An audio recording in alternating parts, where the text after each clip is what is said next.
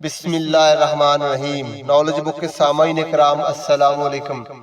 سامعین، آج ہم آپ کو ایک اونٹ کا واقعہ بتائیں گے جس نے نبی کریم صلی اللہ علیہ وآلہ وسلم کی بارگاہ میں حاضر ہو کر گواہی دی۔ اور جن لوگوں نے ابھی تک ہمارے چینل کو سبسکرائب نہیں کیا ان سے گزارش ہے کہ چینل کو سبسکرائب کیجیے گا۔ اور اب چلتے اپنے موضوع کی جانب۔ ایک شخص دربار رسالت مآب صلی اللہ علیہ وآلہ وسلم میں حاضر ہوا اور دوسرے شخص کے خلاف دعویٰ کر دیا کہ اس نے میرا اونٹ چوری کر لیا ہے، اور دو گواہ بھی لے آیا۔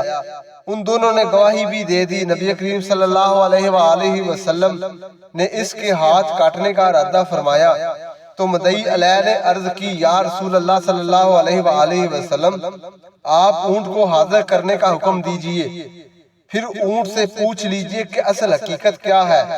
میں اللہ تعالیٰ کی رحمت سے امید کرتا ہوں کہ وہ اونٹ کو بولنے کی قوت عطا فرمائے گا۔ چنانچہ حضور کریم صلی اللہ علیہ وآلہ وسلم نے اونٹ کو پیش کرنے کا حکم دیا۔ اونٹ آیا۔ حضور صلی اللہ علیہ وآلہ وسلم نے فرمایا، اے اونٹ، میں کون ہوں اور یہ کیا ماجرا ہے؟ اونٹ فصیح زبان سے بولا کہ آپ اللہ تعالیٰ کے سچے رسول ہیں، اس میرے مالک کا ہاتھ نہ کاٹیں، کیونکہ مدعی منافق اور دونوں گواہ بھی منافق ہیں۔ یا رسول اللہ صلی اللہ علیہ وآلہ وسلم، انہوں نے عداوت اور دشمنی کی بنا پر میرا ہاتھ کاٹنے کا منصوبہ بنایا ہے۔ حضور صلی اللہ علیہ وآلہ وسلم نے اونٹ کے مالک سے پوچھا، وہ کون سا عمل ہے جس کی برکت سے اللہ تعالیٰ نے تجھے اس مصیبت سے بچا لیا؟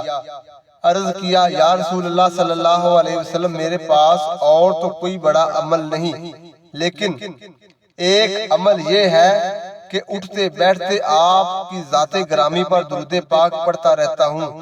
حضور صلی اللہ علیہ وآلہ وسلم نے فرمایا، اس عمل پر قائم رہ، اللہ تعالیٰ تجھے دوزخ سے یوں ہی بری کر دیں گے جیسے تجھے ہاتھ کے کٹ جانے سے بری کیا۔